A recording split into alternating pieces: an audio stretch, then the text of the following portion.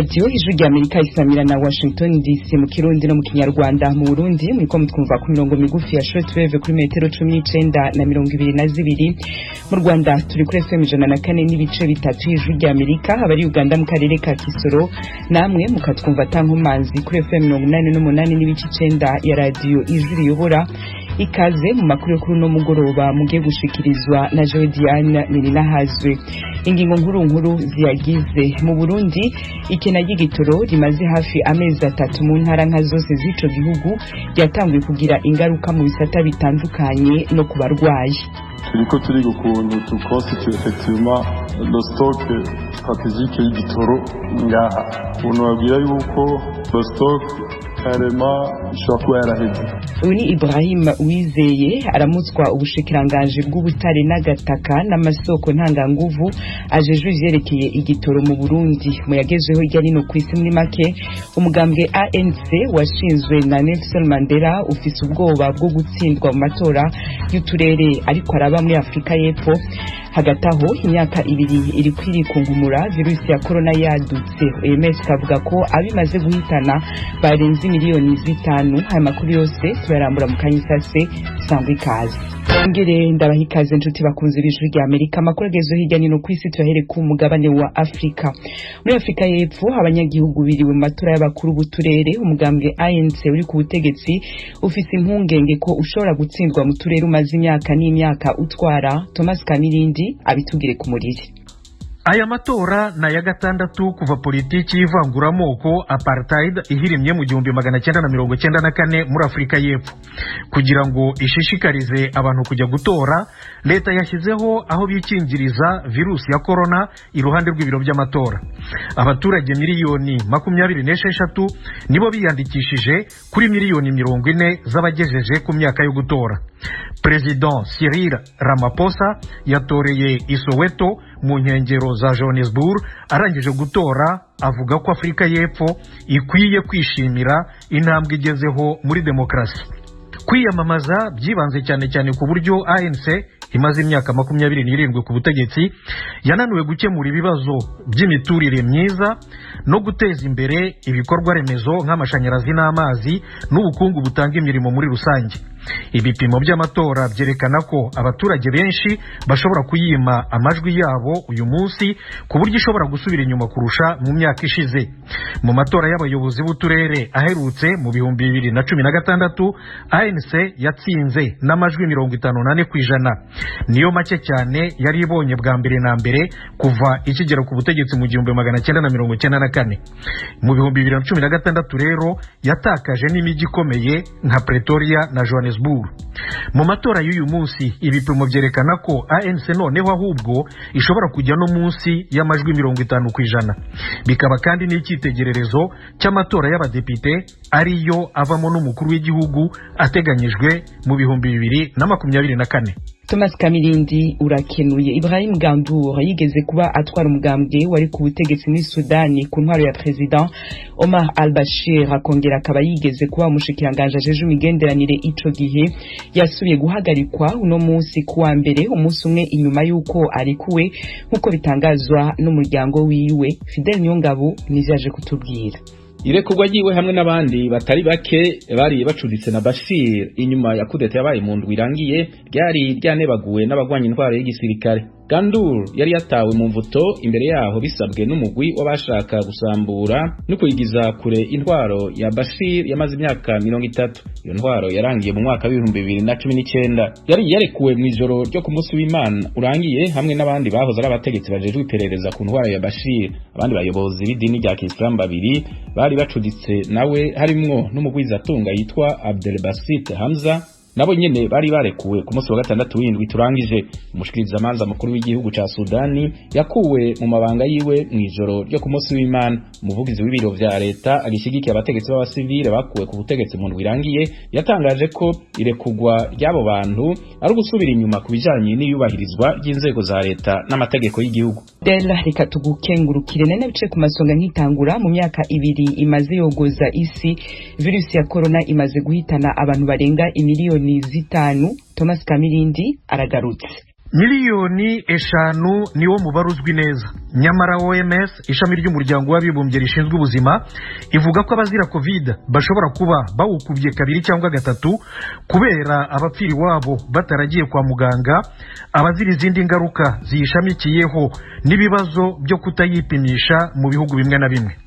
Leta Zunze Ubumwe za Amerika iracyari ku isonga n'abantu bamaze gupfa bagera ku 746. Ikurikirwa na Brazil imaze gupfusha abantu bagera ku 608. Ubuhinde n'ubwa gatatu bumaze gupfusha abantu barenga 458. Covid ubu ni impamvu ya gatatu ihitana abantu benshi ku isi, inyuma y'indwara z'imitima n'indwara zo kuva amaraso mu bwonko. Ikigo cy'ubushakashatsi ku mahoro cy'i Oslo muri Norvege kivuga ko COVID-19 imaze guhitana abantu bangana n'abazize intambara zose ibihugu byarwanye hagati yabyo ku isi kuva mu 1950.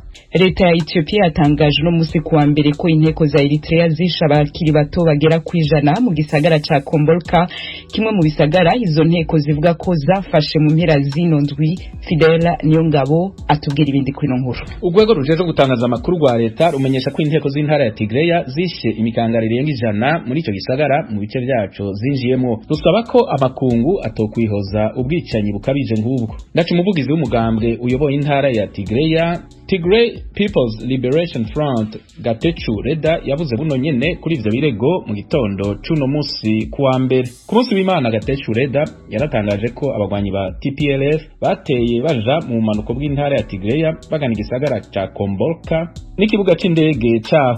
Hamwe amakuru yo kwemezwa inteko za Tigreya zoba zitari kure cyane y'umugwa mukuru wa Ethiopia Addis Abeba, ngo babubaye bwa mbere zigera hafi y'umugwa mukuru kuva zinjiye mu ntara ya Amhara mu kwezi kw'indwi k'uyu mwaka wa 2021. Ico gihe umushikanganje wa mbere wa Ethiopia Abiy Ahmed yarateye akama abanyagihugu bose kabasaba guhaguruka kugira bazimanganye inteko za TPLF. Mu gitondo cy'uno musi wa mbere umushikanganje ajeje imigenderanire wa Leta Zunze Ubumwe za Amerika Anthony Blinken yatangaje ko atewe impungenge bikomeye n'amakuru avuga ko inteko za Tigreya zafashe igisagara ca Kombolka hamwe n'igisagara ca Desi kiri hafi yaho. Izo nteko zivuga ko zafashe ku munsi wa gatandatu w'indwi turangije. Yasavye impande zose guhagarika ibikorwa bya gisirikare zigatangura ibiganiro atabibanje gusabwa imbere yaho.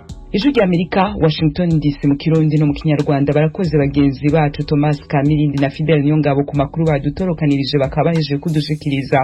Ayo yose abagezeho hirya no ku isi muhejeje kumva, n'ayandi mushobora kongera kuyasanga kuri wezi 3 akaburungu radio yacu VOA@com, adresse za YouTube yacu, Instagram na Facebook ni VOA radio yacu. Mukanya twekeza mu karere k'ibiyaga bigari.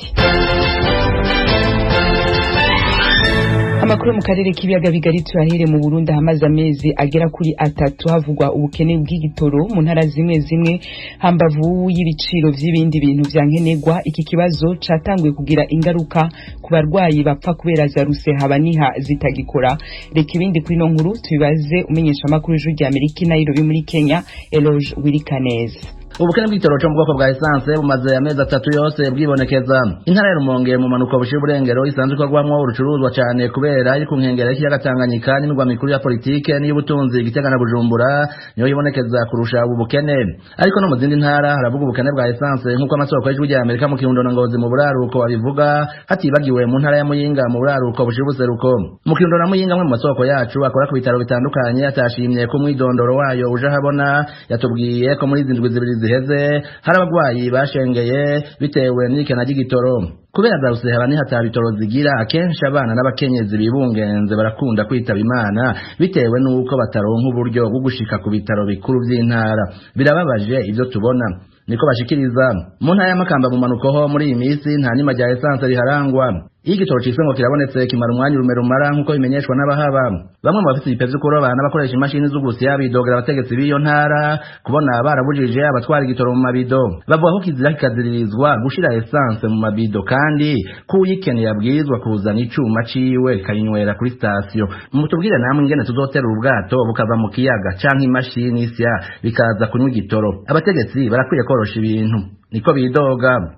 bamwe mu bagendesha amapikipiki imiduga na za tukutuku z'amapine atatu vyunguruza abantu n'ibintu bicishwa amafaranga bavuganye n'ijwi rya Amerika bamenyesha ko bashobora gutondera igitoro amasaha arenga 6 bakemeza ko bigira ingaruka ku buzima bwabo. Umugore wanje ntafungura na kamara maza kuko nkaje nahashitse kuva isaha 5 ubu kabona amasaha tugeze usanga imoto niyo yadutunze umuryango mu gushika nk'izi saha ntararo kurija wibaza ingene umuntu aza gusubira gufungurira umuryango. Aha turi mu kajembe gete nta worabo nta n'uwogira n'icapo kazi gasa n'akahagaze turaza tugatonda tukakibura tubibona uko twebwe abamotari n'abanyagihugu birabashikira twabice bagora kwiyungurutsa igitoro umenga ni ndase kweri kuko umuntu arahagarara nk'amasaha nk'atanu yose atararo umenga ni hatari ubuzima bwa nyene banzaniye ingaruka none yashya ntonze inzi ko nje kurondera rasiyo nkirirwa nicaye muri station sindonke bifise byinshi vyica isaha zo gufungura zageze sindaronka n'igihumbi cyo kurya icya kabiri bene ivyuma bava badusaba amaveresema amaveresema tuza kuronka. Umushikiranganji w'amasoko ntanganguvu aremeza ko ari ubukene bw'igitoro. Ibrahim Uwizeye asigura ko buterwa n'uko igihugu canse kuduza ibiciro kandi kw'isoko mpuzamakungu vyaraduze. Aha yari yatumweko n'abakenguza amateka ku wa kane uheze. Aho nyene ndi muri Tanzania ngira n'indi etude kuya mbega muri Tanzania ubwo sivyo bigiriye reka ndabe mu Rwanda naho j'ai envoyé mon chauffeur kubaza umushoferi w'umuministre Rwanda twari kumwe muri iyo nama mbariza mu Rwanda byifashe gute. Ibiciro mu Rwanda ni 188 essence, mazutu ni 148 fois 3,5 biturna autour ya 3,900 mazutu biturna autour yayo. Nk'ubu ndafise pressure ngo tudugiriza structure les importateurs wewe nta kindi araba ndugiriza pourquoi parce que au niveau mpuzamakungu caduze. Uwizaje rw'ubushikiranganji buraba igitoro yemeza ko igihugu gitakaza miliyaridi 3 yose ku kwezi kubera hari amatagisi cyahevye. Ugacomba muri Tanzania kandi ariho hagufi y'inya igitoro kirazimvye byumvikana ntaco tutariko turakora kugira bene igihugu boroherwe. Je vous apprends que dufise amapoint amamwe twahevye ku mataxe du par mois ubu ndiko ndavuga turiko duhomba 3 miliyari par mois kugira igitoro kigume kikiri kwa ya prix à la pompe ibujumbura. Beje arabibaza cotuma kija kuri iyo prix nk'ijya yo muri Tanzania mugabo kikaboneka bakibagirwa yuko gishobora gutuma d'autres produits tributaires ku gitoro zose ziduga gushika ku biharage gushika ku munyu gushika ku déplacement mubona n'ibiyeri umwana wiwe nawe agisomye azoduza ikiyo cy'ibiharage. Ubundi hari amafaranga yagenewe kugura igitoro c'intega bizoza cikorwa ko mu gihe ca Kenya ubu bigaga birera nk'uko umushikiranganji avyemeza.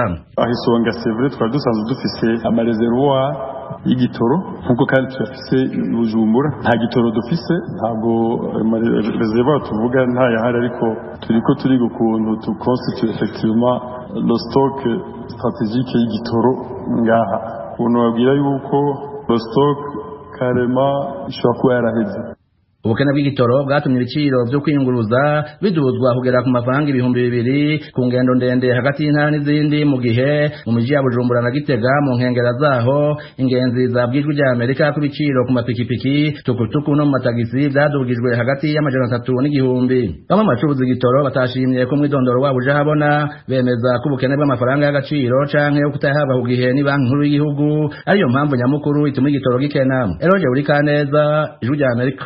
Eroje wirika neza urakenuye. Muri Ekose kuva ejo kwa Mungu hariko harabera inama ya ONU igira 2026 kwihindagurika ry'ibihe. Ibihumbi n'ibihumbi by'abantu nibo bitabiriye iyo nama izwi ku izina rya COP, Conference des Parties. Uno munsi vy'umwihariko ababonanye ni abakuru b'ibihugu n'amareta. Izovugirwa muri iyo nama Venuste Nshimiyimana yabajije Madame Lidiane Binego umushakashatsi muri kaminuza ya Coventry mu Bwongereza mu vyerekeye ubuhinzi n'amazi.